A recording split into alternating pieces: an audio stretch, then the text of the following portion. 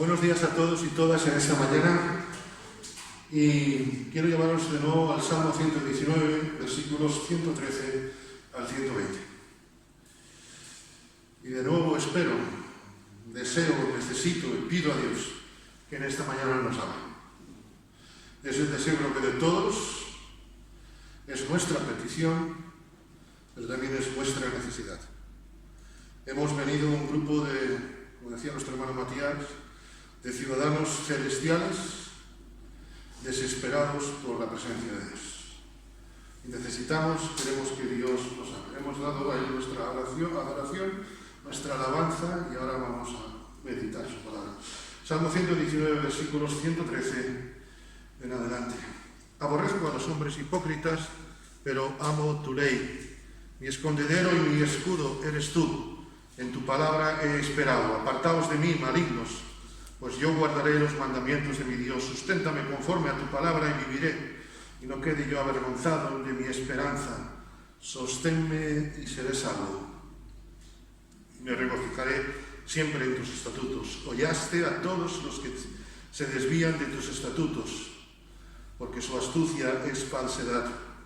Como escorias hiciste consumir a todos los impíos de la tierra, por tanto yo he amado tus testimonios.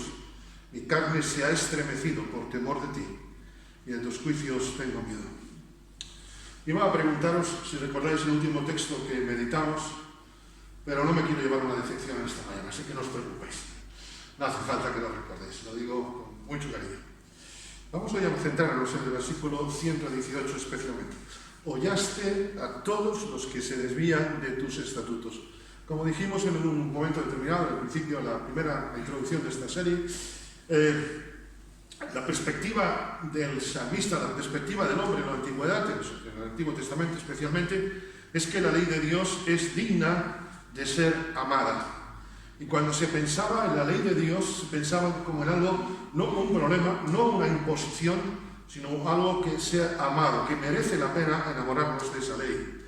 La ley de Dios, como hemos visto en su momento, es libertadora, es deliciosa, trae gozo, pero también hace que excluyamos la hipocresía, como expresa este versículo 113.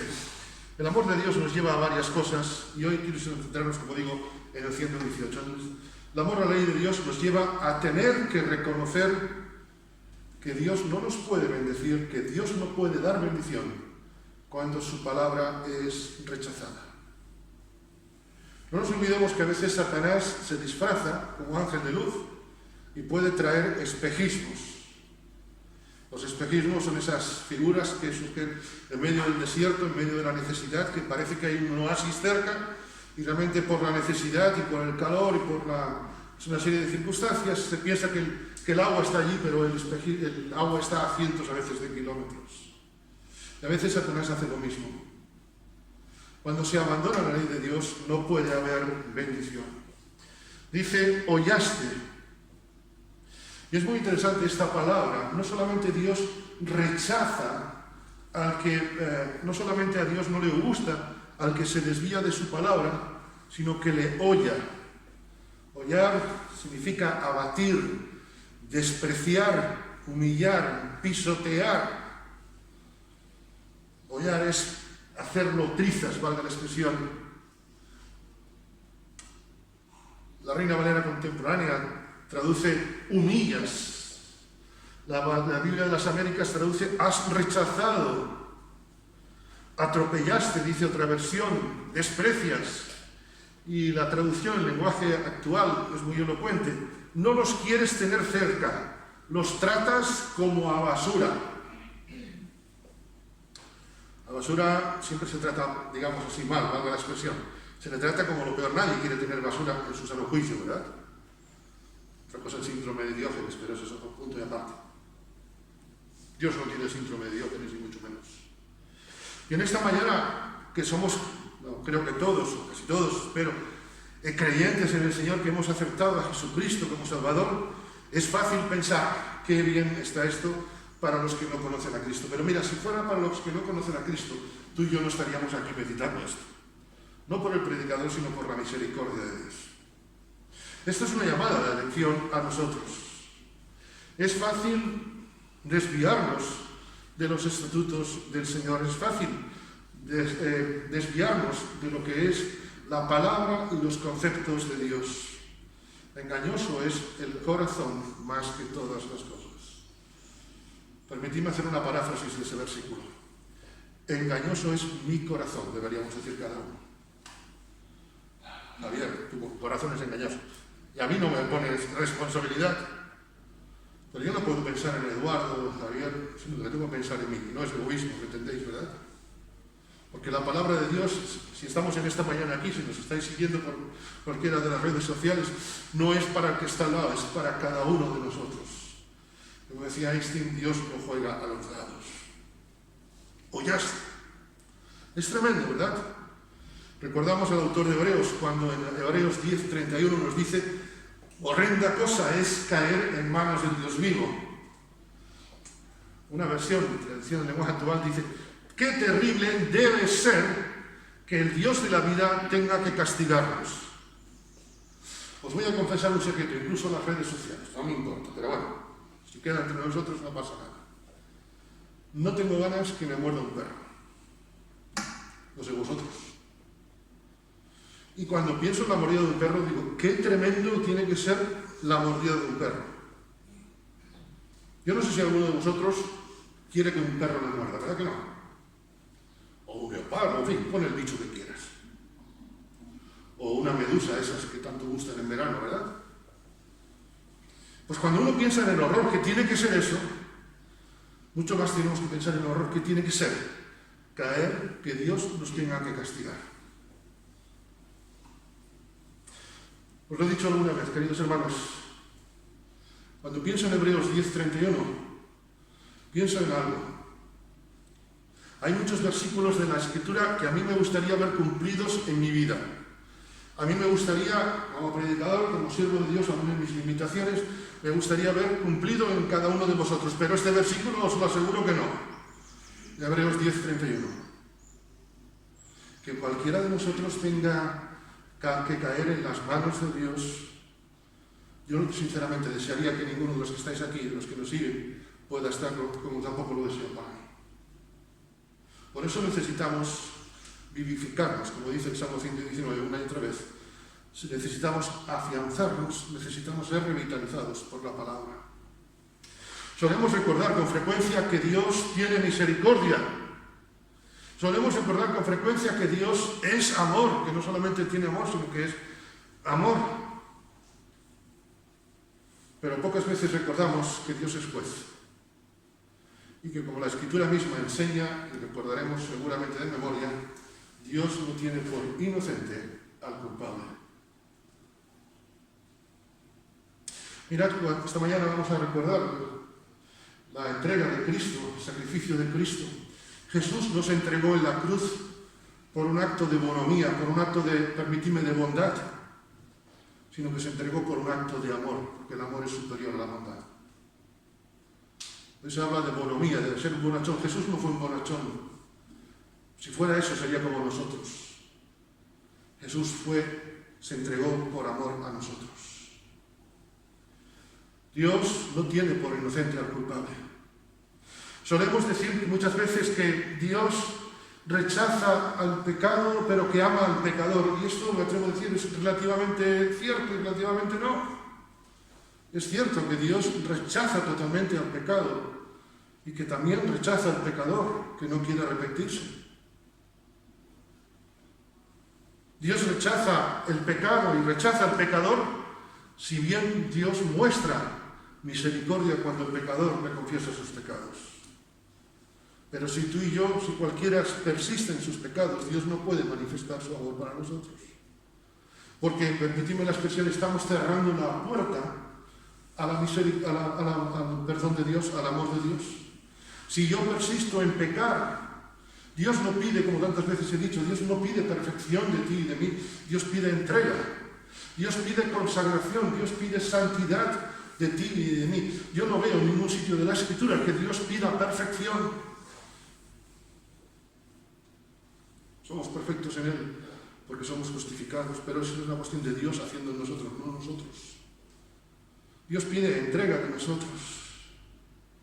Si Dios amase al pecador, David no hubiera dicho ten misericordia de mí, oh Dios. Ten piedad de mí, oh Dios, conforme a tu misericordia, conforme a la multitud de tus piedades, borra mis rebeliones. Dios ama al pecador arrepentido. Eso sí. Porque si dijéramos solamente al pecador, Dios ama a todos los seres humanos, pero quiere que todos se arrepientan. Ese es el deseo de Dios. Por eso hemos de tener cuidado. Porque claro, es que yo pertenezco a Dios, soy de la familia de Dios, soy hijo de Dios, pero Dios al que ama, castiga. Porque Dios no tiene hijos bastardos. Dios a veces permite que toquemos fondo. Dios quiere incluso, me atrevo a decir que a veces toquemos fondo para que reconozcamos nuestra situación. Dios, como dice el Salmo 103, se compadece como el Padre se compadece de los hijos, así se compadece de nosotros el Señor. Él se compadece, pero no nos tiene por justos cuando actuamos hipócritamente. Recordamos que el centro es amar la ley de Dios, aborreciendo la hipocresía, versículo 113. Queridos hermanos, la hipocresía es un pecado que no solamente no le gusta a Dios, bueno, cualquier pecado no le gusta a Dios, pero que como cualquier pecado Dios rechaza seriamente. A veces hacemos clasificación de pecados inconscientemente, pero Dios rechaza todos los pecados por igual.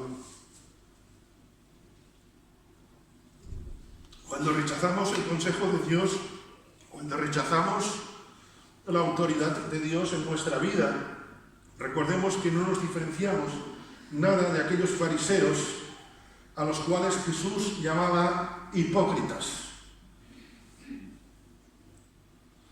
Si yo rechazo al Señor, si yo rechazo los conceptos de Dios, si yo rechazo los principios morales de Dios, estoy siendo un hipócrita.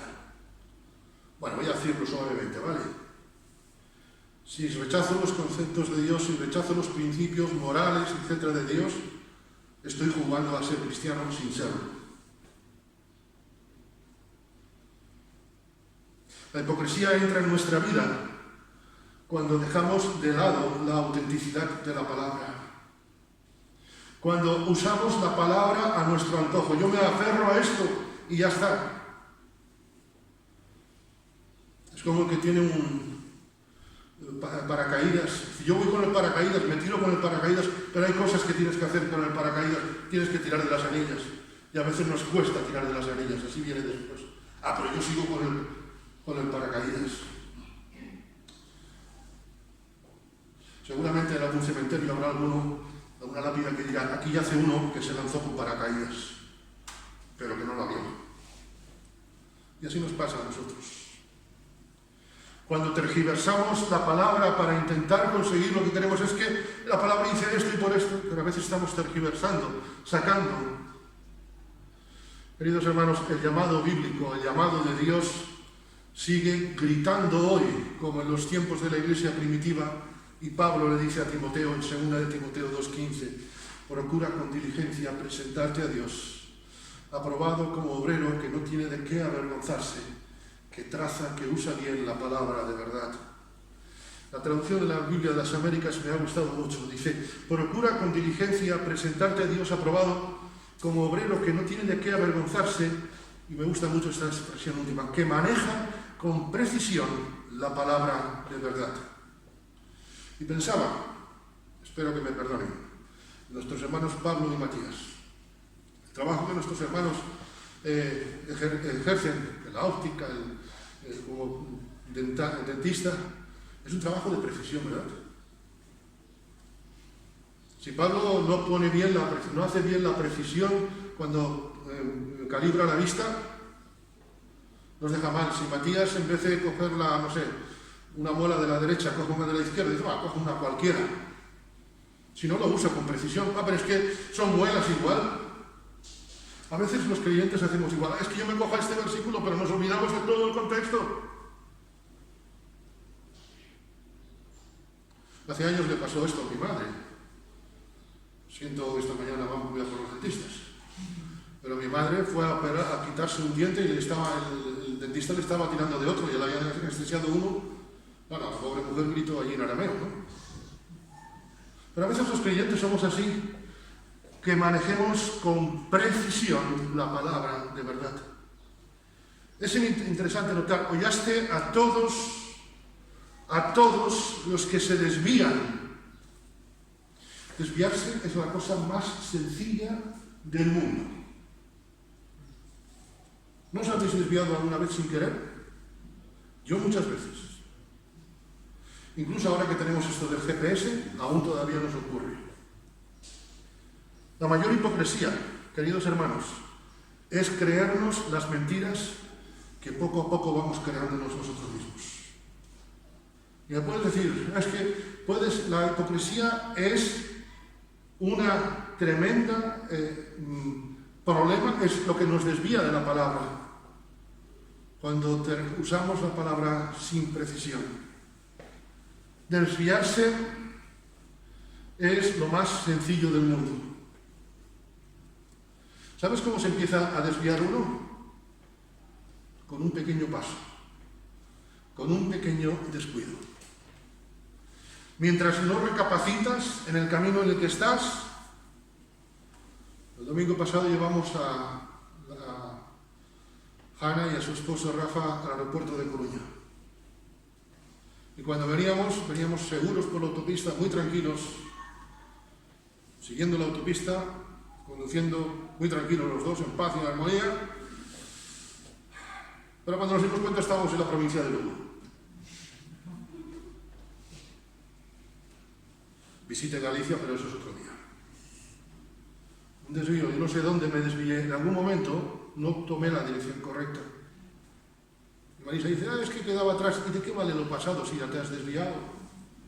No podemos lamentar, es que hice esto en el pasado. Hay que buscar el camino de vuelta. Muchos autores piensan que David fue el que escribió este salmo. Y yo no sé si cuando él dice esto de los que se desvían, está pensando en lo que le había sucedido. Quiero llevaros a 2 de Samuel, capítulo 11. Abrid conmigo la palabra. 2 de Samuel, capítulo 11.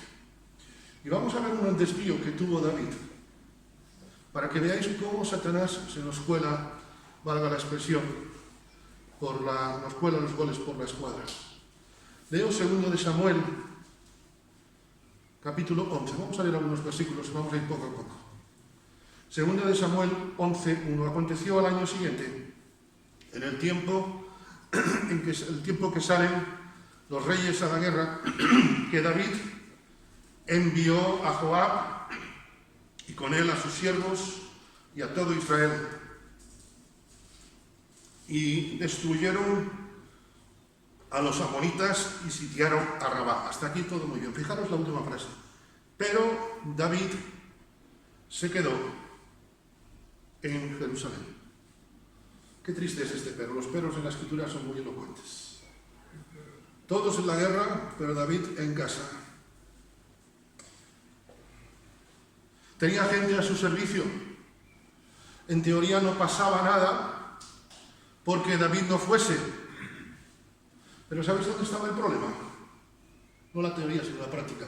Es que David era responsable y tenía que haber ido a la guerra. El gran engaño que Satanás nos hace y sigue haciéndonos a la sociedad y a los creyentes, ¿sabéis cuál es? Creernos que una frase que voy a decir ahora es cierta. Esto no tiene nada de malo. Jesús cambia el concepto que tenemos de muchas cosas. La gente dice, no hagas con los demás lo que no quieres que hagan contigo. Y Jesús dice, haced lo que queréis que os hagan, que es diferente, ¿verdad? El problema no es que, la situación no es que esto no tenga nada de malo, sino qué tiene de bueno lo que estoy haciendo. Queridos hermanos, porque Dios no nos dio la vida para arrancar hojas al calendario o para felicitarnos en Navidad y cumpleaños. Dios nos dio la vida para glorificarle a Él. Todo lo que hagáis, hacedlo para la gloria de Dios. Así que yo no puedo pensar qué tiene esto de malo, sino qué tiene de bueno para la gloria de Dios. ¿Y qué tenía de bueno para la gloria de Dios que David se quedase en casa, en el palacio? Bueno, pues nada, como vamos a ver. Versículo 2. Y sucedió un día, al caer la tarde, que se levantó David de su lecho y se paseaba sobre el terrado de la casa real y vio desde el terrado a una mujer que se estaba bañando, la cual era muy hermosa. La falta de compromiso llevó a David a seguir desviándose. El primer paso estaba dado, pero en vez de rectificar, siguió desviándose, poco a poco.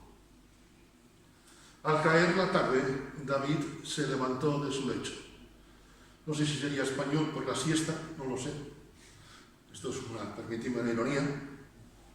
Pero fijaros cómo el primer paso, pequeño paso, primero de no ser responsable, le llevó al ocio.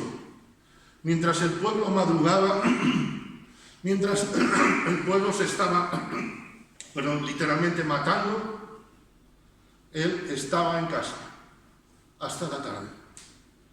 Todos los soldados ahí en el campo de batalla, no sé si las trincheras, madrugando, ocupados, pero él se levantó a la tarde. No es que estuviera enfermo, no es que tuviera el COVID, ni mucho menos. Todos estaban ocupados, pero él seguía desviándose en el ocio.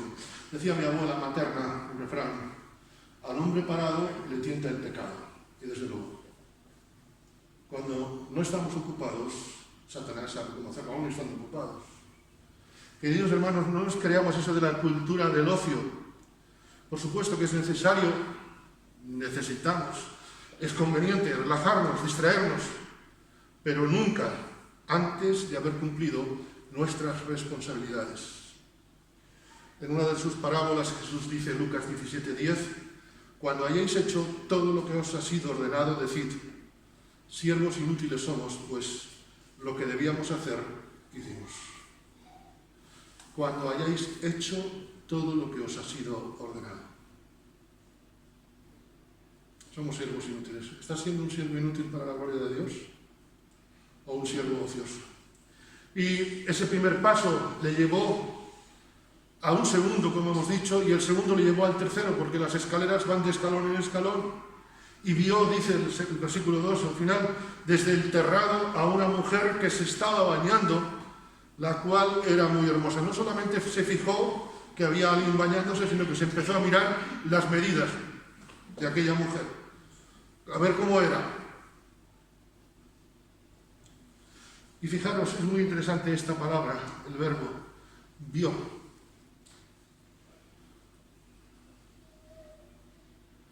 ¿Sabéis lo que le sucedió a David cuando se dejó llevar?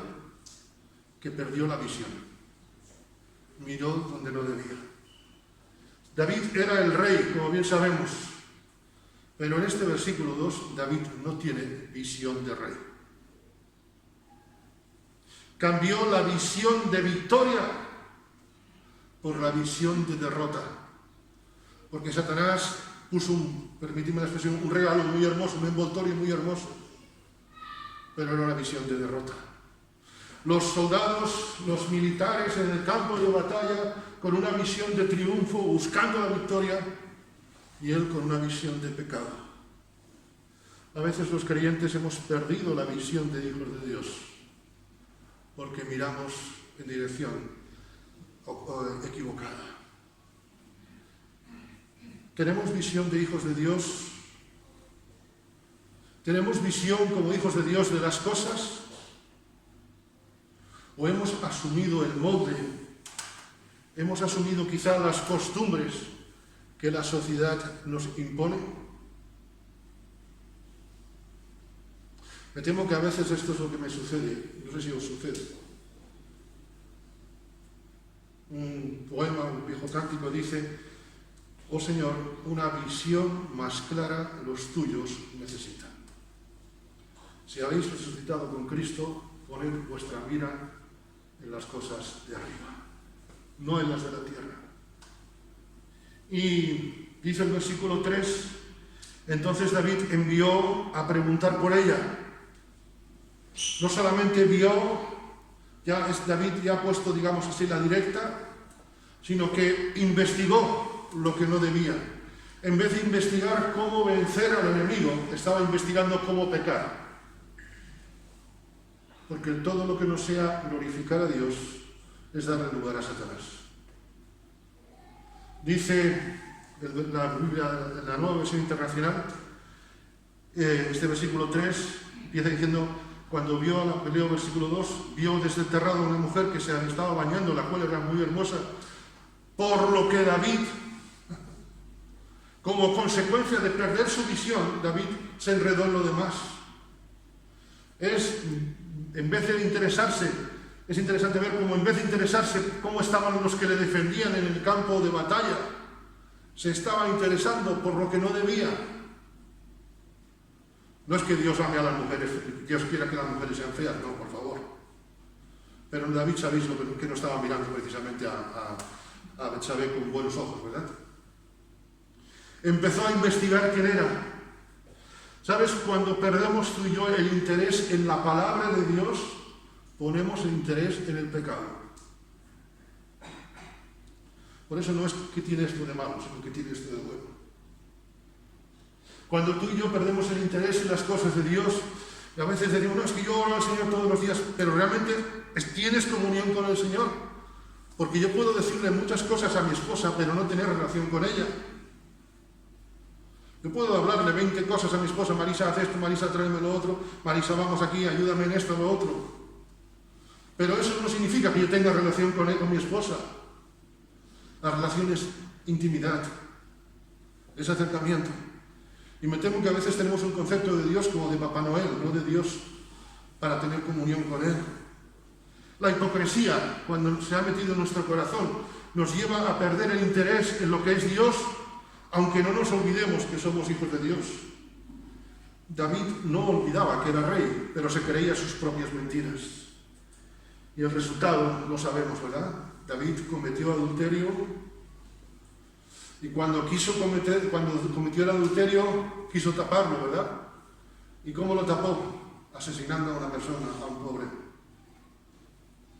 A Urías, ¿verdad? Al esposo honesto, el esposo honrado, el esposo entregado. Quizá no llegaremos nosotros a esos extremos, pero los resultados de un pequeño desvío siempre nos llevan al desastre. David se había quedado cuando todos marchaban a la guerra. ¿Y cómo terminó? Hoy hay hermanos que están luchando. ¿Cuántas veces me preocupo por las luchas que tiene mi hermano o mi hermana? ¿Cuántas veces me acerco honestamente a mi hermano y le digo, quiero orar contigo, quiero estar contigo? Ah, pero como Matías se olvide y no haga las cosas como yo quiero. ¿Y cuántas veces me acerco a Matías? Y perdóname, yo sé que me perdonas. A decirle, ¿cómo estás? Quiero orar por ti. No decirle, Matías, ora por mí. Quiero orar por ti. Son cosas diferentes, ¿verdad? El tiempo se nos echó encima, tenía más para compartir, si el Señor nos permite, quizá en una sesión próxima continuaremos. Quiero concluir simplemente recordando algo. Hoy es tiempo de pedir a Dios sus fuerzas, porque nuestra naturaleza nos lleva a desviarnos. A un niño no hay que enseñarle a poner los dedos en el enchufe. A un niño hay que enseñarle a quitar los dedos en el enchufe, del enchufe. Pidamos a Dios sus fuerzas. Jesús nos demostró que no era hipócrita. Jesús nos demostró que en momento alguno se desvió. Ojalá imitemos el ejemplo de Jesús. Seamos fieles a su palabra. Que el Señor os bendiga.